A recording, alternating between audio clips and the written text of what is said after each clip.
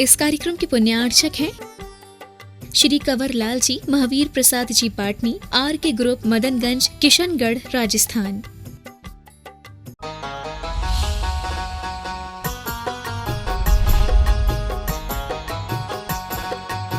ब्रह्मोत्तर इंद्र आते हैं तो कमलों को लेकर के आते हैं, कमल, और वह क्रौंच पक्षी की सवारी करके आता है। शुक्र इंद्र आता है, वो सेवंती पुष्पों को लेकर के आते हैं। वो चक्रवाक एक पक्षी होता है, उसकी सवारी करके आता है। हाँ, महाशुक्र इंद्र आते हैं, फूल माला लेकर के आते हैं। उनकी उस वाहन का जो चिन्ह होता है वो तोता पक्षी होता है, तोता पक्षी की सवारी करके आते हैं। शतार इंद्र आते हैं, वो नील कमल के पुष्पों को लेकर के आते हैं और वह कोयल के वाहन की सवारी करके लेकर के आते हैं। सहस्रार इंद्र आते हैं, अनार के फलों को लेकर के आते हैं और वह गरुड़ विमान की सवारी करके आते हैं। आनत इंद्र आते हैं, कटहल फल लेकर के आते हैं और वह भी गरुड़ विमान की सवारी करके आता है। प्राणत इंद्र आते हैं, तुम्बरू जाति के फल होते हैं, उनको लेकर के आते हैं और वह कमल आकार में जो विमान होता है उसकी सवारी करके आता है। आरण इंद्र आते हैं, वो पके हुए गन्नों को लेकर के आते हैं और वह कुमुद पुष्प की तरह जो विमान होता है उसकी सवारी करके आता है। अच्युत नाम का जो इंद्र है वो धवल चमरों को लेकर के आता है और वह मयूर विमान की सवारी करके आता है। और भवनत्रिक के देव यानी भवनवासी, व्यंतर, ज्योतिषी देव, ये अपनी अपनी इच्छा अनुसार अनेक तरह के फल, फूल, पुष्प मालाएं लाते हैं और इनके वाहन अपने अपनी क्वालिटी के अलग अलग होते हैं। चाहे वो स्कूटी हो, चाहे वो रिक्शा हो, कुछ भी हो, वो कुछ भी हो सकता है। तो ऐसे अनेक प्रकार के वाहनों पर बैठ कर के इंद्र देव देवियों के साथ में भगवान की पूजा आराधना करने के लिए आते हैं। यह विधान है आचार्यों के द्वारा बना हुआ और इस तरीके के विधान के साथ ही हम भगवान की पूजा करने के भाव लेकर के कि हम भी भगवान के दर्शन करने के लिए, पूजा करने के लिए इस नंदीश्वर द्वीप में आए हैं। और आज हम मुख्य रूप से पश्चिम दिशा की ओर खड़े हुए हैं, जहां पर हम प्रथम अंजनगिरी में स्थित जिन बिंबों की पूजा करने के लिए तैयार हुए हैं। आज ये पूजा व्यंतर देव की मुख्यता से है। सुन रहे हो? डर तो नहीं लगता व्यंतर देवों से? आज हम देखेंगे कि वो कितने भले मानुष होते हैं, मानुष तो नहीं होते, भले देव होते हैं, और कितने अच्छे उनके रंग रूप होते हैं, कितने उनके शोभाएं होती हैं। ये सब आज आपको उनकी रियल जो नॉलेज है वो आपको आज यहाँ पर इस पूजा के माध्यम से आपके लिए मिलेगी। व्यंतर के तो 8 हैं, भेद मूल ये जान, इंद्र प्रतीन्द्रों से सहित पूजा की है शान। व्यंतर देव 8 प्रकार के होते हैं। जैसे भवनवासी देव बताए थे, कितने प्रकार के? 10 प्रकार के। सब भूल जाते हो, कुछ भी याद नहीं रखते हो, हैं? व्यंतर देव 8 प्रकार के होते हैं। तो उनके 8 जो इंद्र हैं, उन इंद्रों के साथ में यह पूजा की जाएगी।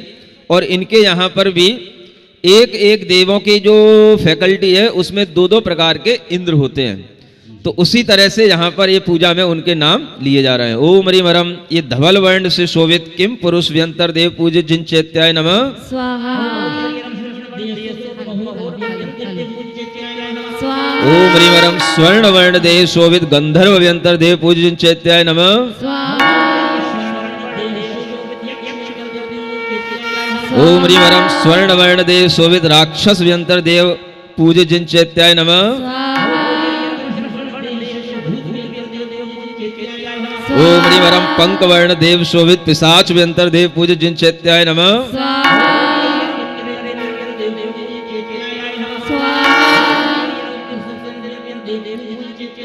यहाँ पर 10 प्रकार के किन्नर देव बताए गए हैं। जो पहले किन्नर देव थे वो कितने प्रकार के होते हैं? एक एक देव अलग अलग प्रकार के होते हैं। उनकी जातियां 10 प्रकार की हैं किन्नर देवों की। और उनके 2-2 इंद्र होते हैं, जिनके नाम एक का किन्नरेंद्र है और दूसरे का किम पुरुष है। हाँ, इनके इंद्रों के एक एक प्रतीन्द्र भी होते हैं और वो भी 2 प्रतीन्द्र हैं जिनके नाम यहाँ दिए गए हैं, एक हृदयंगम और एक स्वरूप नाम के ये प्रतीन्द्र।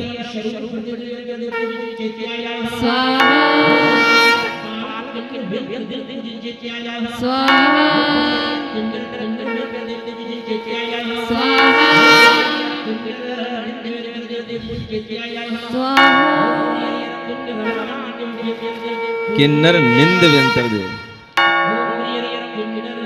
निंद निंद व्यंतर, अच्छा मान्य, किन्नर मान्य व्यंतर देव।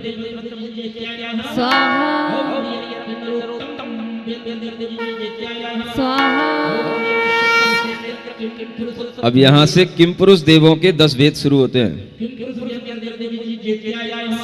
उनमें सतपुरुष और महापुरुष नाम के 2 इंद्र हैं और आगे पुरुष प्रतीन्द्र और पुरुषोत्तम नाम के ये 2 प्रतीन्द्र हैं।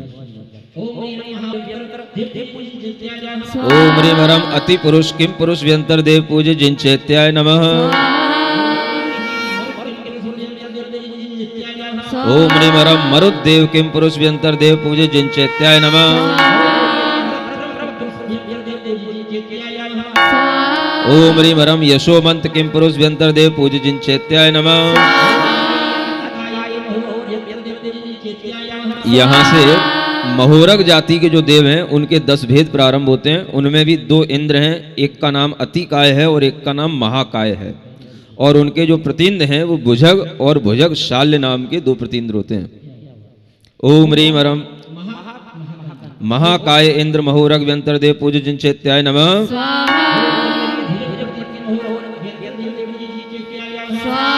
ओम ह्रीं हरम भुजग शाल्य प्रतीन्द्र महोरग व्यंतर देव पूज्य जिनचैत्याय नमः।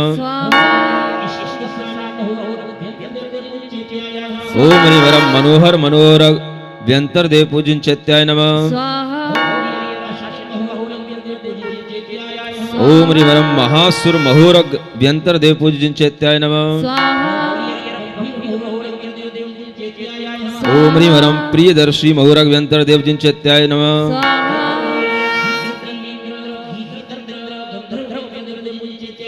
ये गंधर्व जाति के देव होते हैं। गंधर्व जाति इसीलिए कही जाती है कि यह गीत आदि में रति रखने वाले होते हैं, है ना। जो गायन आदि में अति रति रखने वाले देव होते हैं, ये देव होते हैं, है ना। अक्सर जहाँ कहीं पर भी जैसे आपने सुना हो कि जब विष्णु कुमार मुनि की कथा आपको सुनाई जाती है तो उस समय पर एक मुनि महाराज के लिए उपसर्ग होता है। और उस उपसर्ग के समय पर जब वह उपसर्ग हो जाता है तो उस समय पर जो देव होते हैं वो भी एक रक्षित देव होते हैं, वाण व्यंतर जाति के ही वो देव होते हैं। और वो देव आकर के उस समय पर वो रक्षा करते हैं। उसके बाद में जब वह विष्णु कुमार मुनि खुद जब उस उपसर्ग को दूर करते हैं, जब मुनि समुदाय पर और वो आचार्य संघ पर 700 मुनि महाराज पर जब वो उपसर्ग होता है तो उस समय पर जब उन्होंने अपनी विक्रिया रिद्धि प्रकट की और विक्रिया रिद्धि से ये देव लोग इतने प्रसन्न हुए कि उस समय पर ये सभी देव आकर के अपने अपने वाद्य यंत्रों से, विभिन्न प्रकार के वाद्य यंत्रों से ये उस समय पर गीत गाते हैं, नृत्य करते हैं। इस तरह के कार्य ये हमेशा किया करते हैं मुनि महाराजों के समक्ष। जब भी कभी इन्हें प्रसन्नता होती है, कोई भी जिन दर्शन की प्रभावना का काम देखते हैं तो ये देव हमेशा अपने आप आकर के नृत्य और गीत आदि के माध्यम से हमेशा अपनी प्रस्तुति दिया करते हैं। समझ में आ रहा है? तो ये देवों का ये मुख्य कार्य है। कौन से देवों का? ये गंधर्व जाति के ये गीत रति नाम के इंद्र होते हैं, गीत कीर्ति नाम के इंद्र होते हैं। अब इसी में जो आप लोग हमेशा करते रहते हो ना, ये हा हा हू करके हमारे सामने आ जाते कई बार, समोसरण में आ जाते कई बार। तो ये देखो यहाँ पर ये प्रतीन्द्रों के नाम ही है ये हा हा हू। देखो अगले अर्घ में आने वाले 41 और 42वें अर्घ में हा हा हू लिखा हुआ है। समझ में आ रहा है ना? हाँ, तो देखिए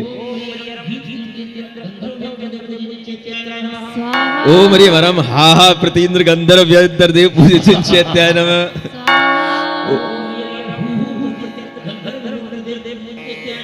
ओम ह्रीं हरम नारद गंधर्व व्यंतर देव पूज्य जिनचैत्याय नमः। ओम ह्रीं हरम कंदर व्यंतर देव पूज्य जिनचैत्याय नमः।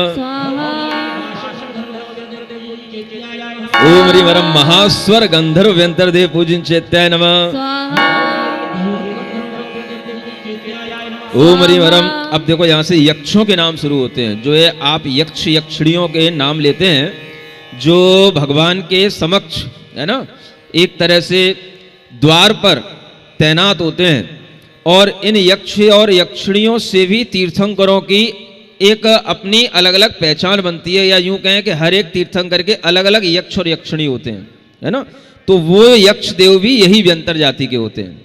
अब आपने ये तो देख ही लिया, शुरू के 8 अर्घ अगर आप पढ़ेंगे तो आप देख रहे हैं उसमें कि ये किम पुरुष जाति के देवों का वर्ण धवल वर्ण है। धवल माने सफेद वर्ण के होते हैं, सब काले काले नहीं होते हैं जैसे आप सोचते हो, है ना। ये गंधर्व जाति के देव ये स्वर्ण वर्ण के हैं, है ना, सोने के समान पीले रंग के वर्ण के होते हैं। तो इस तरह से अलग अलग वर्णों के भी ये व्यंतर जाति के देव हैं, सब काले रंग के ही नहीं होते हैं। जो हमेशा व्यंतरों की बात आती है तो सब काले कूले कपड़े पहन के आ जाते हैं, है ना। तो यहां से देखो यक्षों का वर्णन शुरू होता है। ये यक्षों के 12 भेद होते हैं। अभी तक जो हमने महोरा गंधर्व किन्नर किमपुरुष के भेद पढ़े थे वो 10 थे, ये 12 प्रकार के यक्ष देव हैं। ओम ह्रीं वरम मणिभद्र इंद्र यक्ष व्यंतर देव पूज्य जिन चैत्याय नमः। ओम ह्रीं वरम शैलभद्र प्रतीन्द्र यक्ष व्यंतर देव पूज्य जिन चैत्याय नमः। ओम ह्रीं वरम भद्रक प्रतीन्द्र यक्ष व्यंतर देव पूज्य जिन चैत्याय नमः। ओम ह्रीं वरम सर्वभद्र यक्ष गंधर्व व्यंतर देव पूज्य जिन चैत्याय नमः। ओम ह्रीं वरम धनपाल यक्ष व्यंतर देव पूज्य जिन चैत्याय नमः। ओम ह्रीं वरम यक्षोत्तम यक्ष गंधर्व व्यंतर देव पूज्य जिन चैत्याय नमः। यहां से अब जो राक्षस देव कहलाते हैं, क्या कहलाते हैं? हाँ, ये भी व्यंतर जाति के देवों के एक भेदों में आते हैं। तो ये 7 प्रकार के होते हैं ये राक्षस देव। ओम ह्रीं वरम भीम इंद्र राक्षस व्यंतर देव पूज्य जिन चैत्याय नमः। ओम ह्रीं वरम विघ्नहारी प्रतीन्द्र राक्षस व्यंतर देव पूज्य जिन चैत्याय नमः। ओम ह्रीं वरम राक्षस नाम राक्षस व्यंतर देव पूज्य जिन चैत्याय नमः। ओम ह्रीं वरम ब्रह्म राक्षस नाम राक्षस व्यंतर देव पूज्य जिन चैत्याय नमः।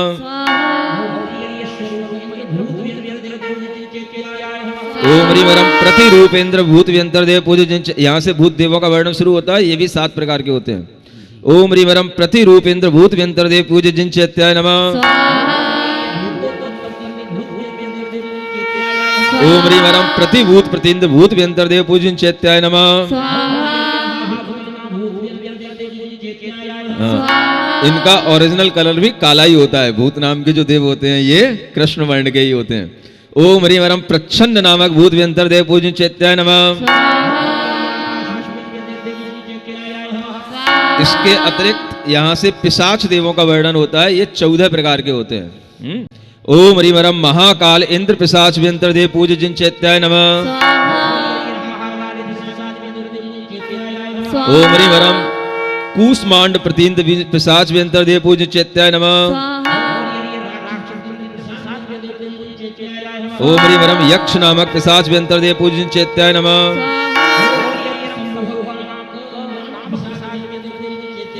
ओम ह्रीं वरम तारक नामक पिशाच व्यंतर देव पूज्य जिन चैत्याय नमः।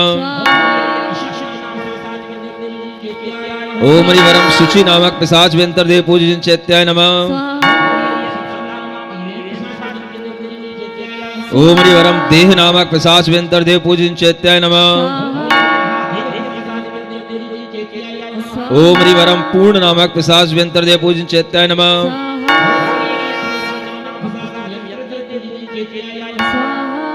अब यहां से जो इंद्र हैं उन इंद्रों की जो मुख्य इंद्राणियां होती हैं, है ना, व्यंतर देवों की भी इंद्राणियां होती हैं, इनकी भी इंद्राणियों के नाम शची के रूप में कहे जाते हैं। और एक एक इंद्र की यह 2-2 शचियां होती हैं, उनके साथ में यहां पर अर्घ समर्पित किए जा रहे हैं। ओम ह्रीं वरम किन्नर इंद्र से अवतंस केतु मति शची द्वय पूज्य जिन चैत्याय नमः। सची द्वय स्वाहा ओम ह्रीं वरम सत्पुरुष इंद्रस्य रोहिणी नवमी सची द्वय पूजित जिन चैत्याय नमः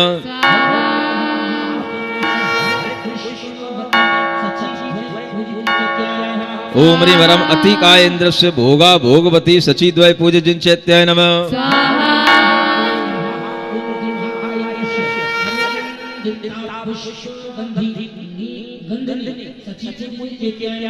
ओम ह्रीं वरम गीत रति इंद्रस्य स्वर सेना सरस्वती सची पूजित जिन चैत्याय नमः नंदिनी प्रिय एक का नाम नंदिनी है, एक का नाम प्रियदर्शा है। ओम ह्रीं वरम मणिभद्र इंद्रस्य कुंदा बहुरूपिणी सची द्वय पूजित जिन चैत्याय नमः हाँ हाँ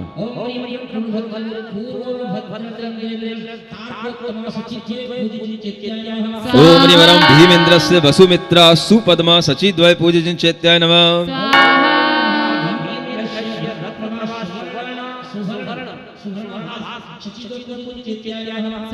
ओम ह्रीं वरम स्वरूप इंद्रस्य स्वरूपा बहुरूपिणी सची द्वय पूजित जिन चैत्याय नमः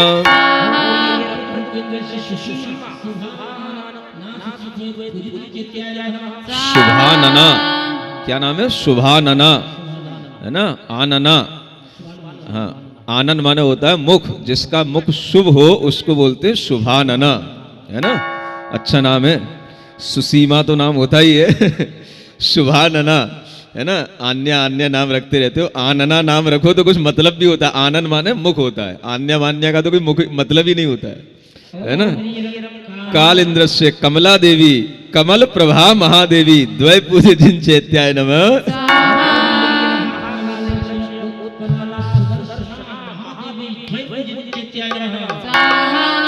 ये सभी शाश्वत नाम होते हैं।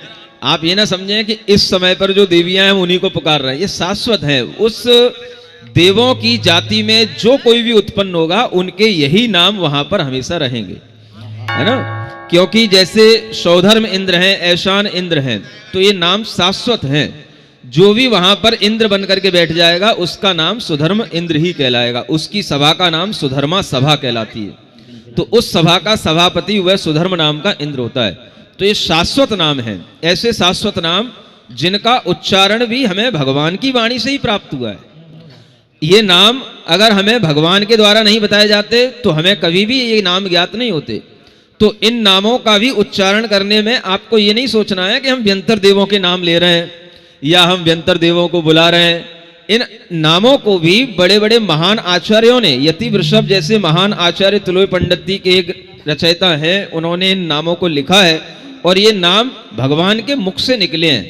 तो कोई भी नाम अपने आप में जो शाश्वत हैं, जो हमेशा बने रहने वाले हैं और अनादि अनिधन हैं, ये नाम अपने आप में ही पवित्र होते हैं और भगवान की वाणी से निकले हैं तो ये हमारे लिए अति शुभ होते हैं।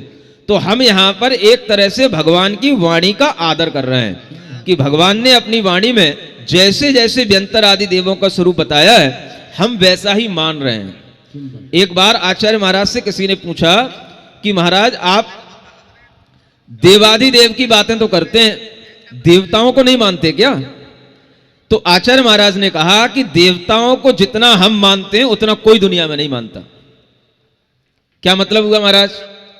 जैसा देवताओं को हम जानते हैं, हम मानते हैं, वैसा तुम कभी नहीं जानते देवताओं को।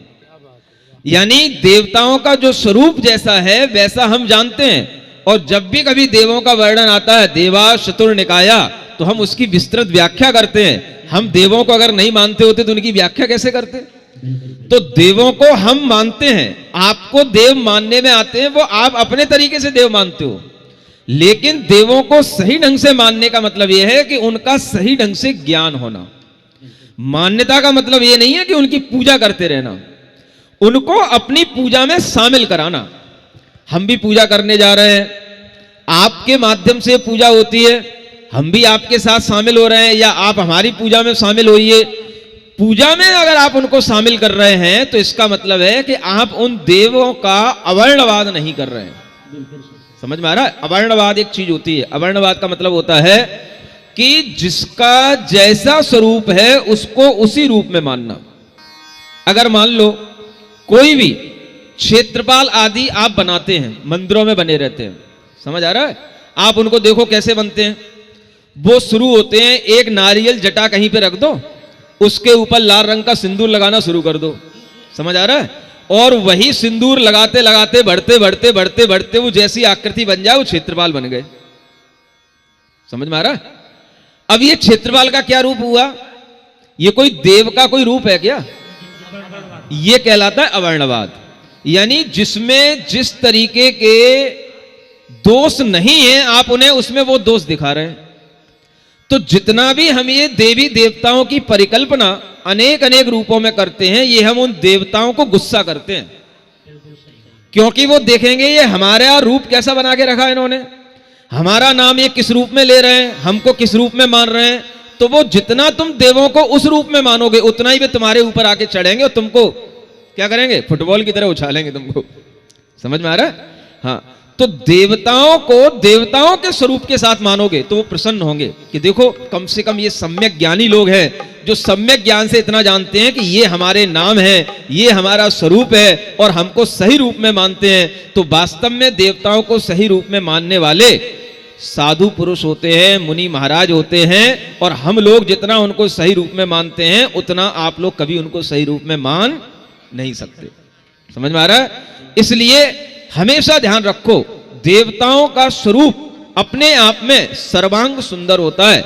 मूल शरीर उनका हमेशा सुंदर रूप के साथ में होता है, समचतुरस संस्थान होता है। उनके शरीर में कभी किसी भी प्रकार के विकार नहीं होते हैं, लेकिन वह उत्तर शरीर बना लेते हैं। विक्रिया करके वो अनेक तरीके का रूप बना करके आपके सामने आ सकते हैं, आपके लिए डरा सकते हैं, आपके सामने हा हू करके आपको राक्षस जैसा रूप बना के दिखा के आ सकते हैं, किसी भी तरीके का मुंह बना सकते हैं। वो आपको डराने के लिए, धमकाने के लिए, आपके लिए, इसलिए कि आप उन्हें सही ढंग से नहीं मान रहे हो तो आपको वो परेशान कर रहे हैं। आप अगर उन्हें सही ढंग से मानोगे तो वो आपको कभी परेशान करने नहीं आएंगे, क्योंकि आप जिसको जिसका जैसा स्वरूप है उसको उसी रूप में मानोगे, वो क्यों आपको परेशान करेगा? जब आप किसी आदमी से कुछ भी गलत नाम लेकर के बोलोगे, समझ आ रहा है ना? जैसे आप अपने पड़ोसी से, कोई भी साथी से कोई भी गलत नाम लेकर के बोलते हो, है? उसको चिढ़ाने के लिए आप उसका कोई भी नाम का कोई भी गलत नाम बना लेते हो, है? तो उससे उसको जो गुस्सा आती है, ठीक इसी तरह से देव भी उन्हीं के ऊपर गुस्सा होते हैं जो उनके स्वरूप को बिगाड़ देते हैं। तो कभी भी आप देवताओं की मूर्तियां देखें या कुछ भी स्वरूप बनाएं, उनके स्वरूप कभी भी अगर आप विकृत बनाते हैं तो ये देवों का अवर्णवाद कहलाता है। ये मिथ्या ज्ञान के साथ होता है और इससे हमें बचना चाहिए।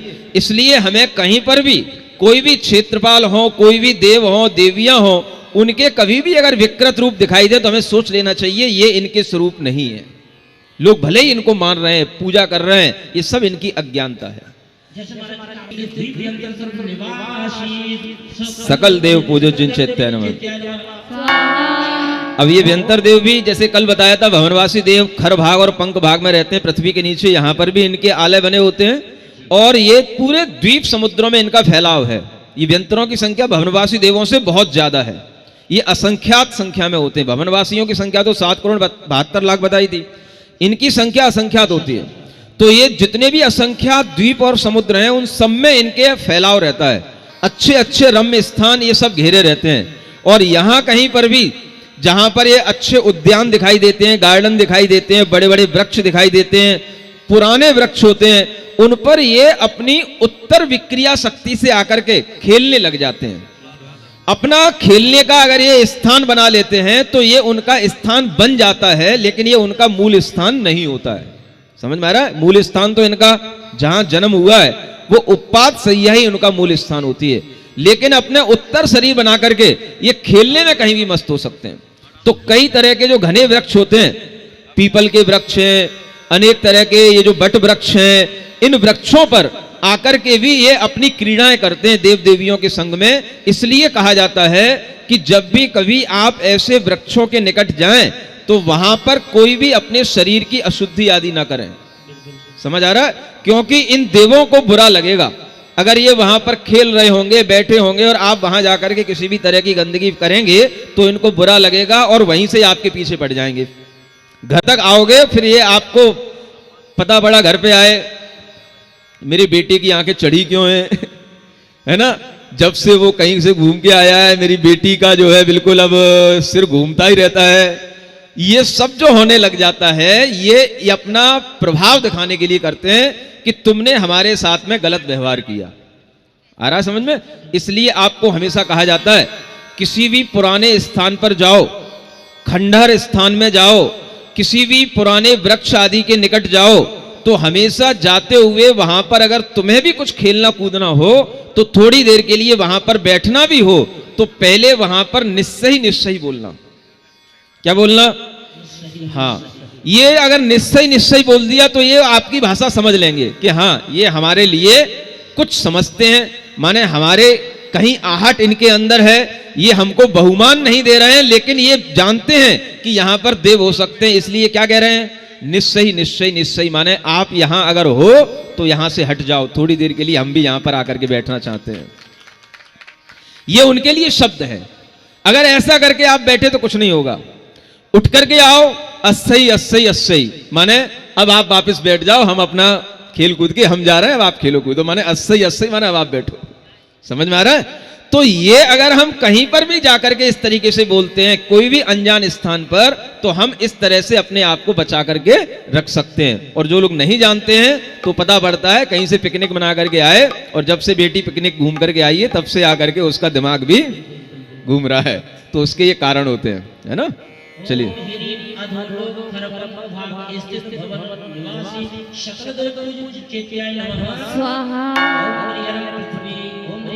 पृथ्वी तल उपरिम भाग पर्वत कूट वृक्ष आवास निवासी, सभी जगह देखो इनके आवास है, पर्वतों पर, कूटों पर, वृक्षों पर।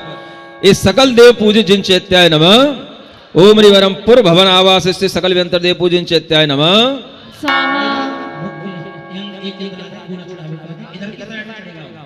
हाँ, अब आप लोग जो पहले पूर्ण अर्घ चढ़ाते हैं। पुर आवास भवन वेदों में त्रैविध व्यंतर देव बसे, भवन वास भी इन तीनों में रहते रहते सुख दलसे।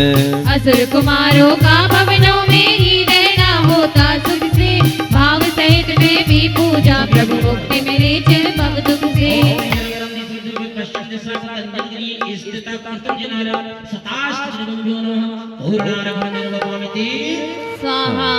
अब देखिए आगे जो प्रथम दधिमुख पर्वत पर हम पूजा करने जा रहे हैं, उसके लिए अब आपके सामने दो दो पंक्तियों के अच्छे अर्घ आ रहे हैं, है ना? तो आप अच्छे ढंग से गा के, बजा के, नाच के, जैसे भी आप कर पाए, व्यंतरों की तरह चाहे, है ना, भवनवासियों की तरह। तो अब आप चारों निकाय के देव मिलकर के चारों दिशा के जिनालयों में स्थित होकर के भगवान के लिए अर्घ चढ़ा सकते हैं। क्या जिनवर में देखते हम आत्म के भाव, उनको जिन बतला रहे अध्यात्म सुख भाव, सहज शुद्ध परिणाममय श्री जिनवर बतला रहे मौन धार निज भाव।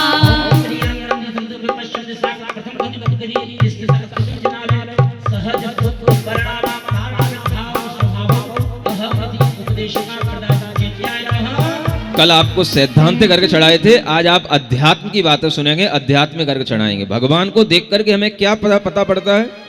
हमारा परिणाम भी सहज शुद्ध है, हम भी शुद्ध परिणामिक भाव वाले आत्मा हैं, ये हमें भगवान बता रहे हैं। तो जितने भी अब इसमें अर्घ आ रहे हैं ये सभी आध्यात्मिक अर्घ हैं।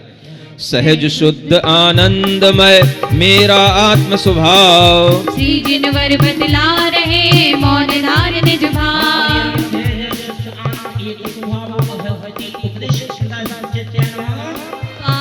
सहज शुद्ध एक ज्ञानमय मेरा आत्म स्वभाव, श्री जिनवर बतला रहे मौन धार निज भाव। भेदाचल आनंद भर मेरा आत्म स्वभाव, श्री जिनवर बतला रहे मौन धार निज भाव। चित चित कला स्वरूप है मेरा आत्म स्वभाव, श्री जिनवर बतला रहे मौन धार निज भाव। यहाँ हर लाइन में लिखा है श्री जिनवर बतला रहे मौन धार निज भाव। भगवान मौन धार करके ही अपने भाव बताते हैं। अपने भाव मौन धार करके कैसे बताए जाते हैं? जब आप कोई भी रसीली चीज का सेवन करते हैं, कुछ भी मिष्ठान खाते हैं, तो उस मिष्ठान को खाने के बाद में आप भी मौन पूर्वक ही उसका आनंद लेते हैं, है ना। और आपकी मुख मुद्रा को देख करके सामने वाला समझ लेता है कि हाँ इनको कितना व्यंजन रसीला लग रहा है। जानते हो ना, कभी खाते समय मिरर में देखना तो जैसे आप मौन धार करके उस समय पर भी अपने मुख की अभिव्यंजना से व्यक्त करते हैं कि हाँ बहुत भीतर आनंद है, रस आ रहा है, उसी तरह से भगवान को आप देखेंगे तो मौन दिखाई देंगे, लेकिन उनके मौन की भाषा जो समझ लेता है वही सम्यक दृष्टि जीव कहलाता है और वही उस अध्यात्म के सरोवर में गोते लगाता है। चिन्ह मुद्रांकित रूप है मेरा आत्म स्वभाव, श्री जिनवर बतला रहे मौन हार निज भाव। चिन्ह मूर्तमय मात्र है मेरा आत्म स्वभाव, श्री जिनवर बतला रहे मौन हार निज भाव। चैतन्य रत्नाकरमयी मेरा आत्म स्वभाव, श्री जिनवर बतला रहे मौन धार निज भाव। चैतन्यामर वृक्ष सा मेरा आत्म स्वभाव, श्री जिनवर बतला रहे मौन धार निज भाव। चैतन्यामृत भोज का मेरा आत्म स्वभाव, श्री जिनवर बतला रहे मौन धार निज भाव। चेतन रासायन रसी मेरा आत्म स्वभाव, श्री जिनवर बतला रहे मौन धार निज भाव। अपनी आत्मा चैतन्य स्वरूप है, चैतन्य का ही वह अमर वृक्ष है, चैतन्य का ही उसमें अमृत भोज है, चैतन्य का ही उसमें महारसायन है, चैतन्य के ही चिन्ह से वह मुद्रांकित है, चैतन्यमय वह एक चित धातु है। ऐसी चित धातु से बना हुआ जो अपना चैतन्य आत्मा है उसी में आनंद आना का नाम है अध्यात्म कहलाता है। चेतन चिन्ह स्वरूप है मेरा आत्म स्वरूप, श्री जिनवर बतला रहे मौन धार निज भाव। चेतन द्रुम कल्याण है मेरा आत्म स्वभाव, श्री जिनवर बतला रहे मौन धार निज भाव। चेतन पुंज स्वरूप है मेरा आत्म स्वभाव, श्री जिनवर बतला रहे मौन धार निज भाव। चैतन्य पुंज स्वरूप, ज्ञान ज्योति स्वरूप, दर्शन ज्योति स्वरूप, ये हमारी आत्मा का स्वभाव है। इस स्वभाव की ओर हम जितना दृष्टिपात करेंगे उतना ही हम भीतर से अपना आनंद ले पाएंगे। ज्योति ज्ञान स्वरूप है मेरा आत्म स्वभाव, श्री जिनवर बतला रहे मौन धार निज भाव। ज्ञानामृतमय बह रहा मेरा आत्म स्वभाव, श्री जिनवर बतला रहे मौन धार निज भाव। ज्ञान समुद्र स्वरूप है मेरा आत्म स्वभाव, श्री जिनवर बतला रहे मौन धार निज भाव। निरुपम लेप स्वरूप है मेरा आत्म स्वभाव, श्री जिनवर बतला रहे मौन धार निज भाव।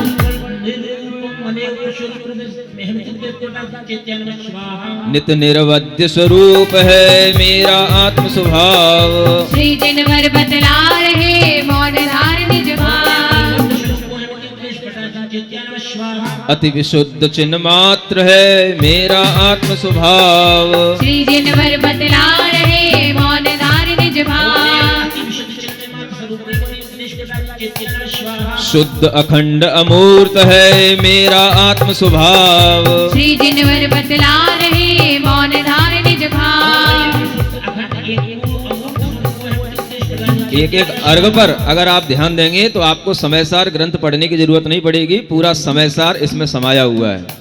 समयसार ग्रंथ में जो भाव हमारे लिए सार रूप में दिया जाता है उस सार को यहाँ पर अच्छे दोहों के साथ में अर्घ के साथ में पिरोया गया है। इसकी आप जाप भी कर सकते हैं, इसका आप ध्यान भी कर सकते हैं। अनंत ज्ञान का पिंड है मेरा आत्म स्वभाव, श्री जिनवर बतला रहे मौन धार निज भाव। अनंत दर्शन पिंड है मेरा आत्म स्वभाव। श्री जिनवर बतला रहे मौन धार निज भाव। अनंत सुख संपन्न है मेरा आत्म स्वभाव। श्री जिनवर बतला रहे मौन धार निज भाव। है अनंत शक्ति महा मेरा आत्म स्वभाव। श्री जिनवर बतला रहे मौन धार निज भाव।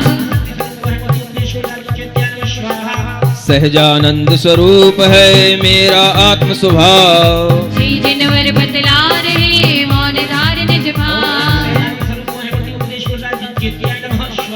परमानंद स्वरूप है मेरा आत्म स्वभाव। श्री जिनवर बतला रहे मौन धार निज भाव। ज्ञानानंद स्वरूप है मेरा आत्म स्वभाव। श्री जिनवर बतला रहे मौन धार निज भाव। सदानंद लहरी रहा मेरा आत्म स्वभाव। श्री जिनवर बतला रहे मौन धार निज भाव। चिदानंद में मग्न है मेरा आत्म स्वभाव। श्री जिनवर बतला रहे मौन धार निज भाव। निजानंद में लीन है मेरा आत्म स्वभाव। श्री जिनवर बतला रहे मौन धार निज भाव। कर्म विभंजन रूप है मेरा आत्म स्वभाव। श्री जिनवर बतला रहे मौन धार निज भाव। सहज सुखानंदी रहा मेरा आत्म स्वभाव। श्री जिनवर बतला रहे मौन धार निज भाव। नित्यानंद स्वरूप है मेरा आत्म स्वभाव। श्री जिनवर बतला रहे मौन धार निज भाव। शुद्ध सिद्धमय ही रहा मेरा आत्म स्वभाव। श्री जिनवर बतला रहे मौन धार निज भाव। ज्योति परम स्वरूप है मेरा आत्म स्वभाव। श्री जिनवर बतला रहे मौन धार निज भाव। स्वात्मोपलब्धि रूप है मेरा आत्म स्वभाव। श्री जिनवर बतला रहे मौन धार निज भाव।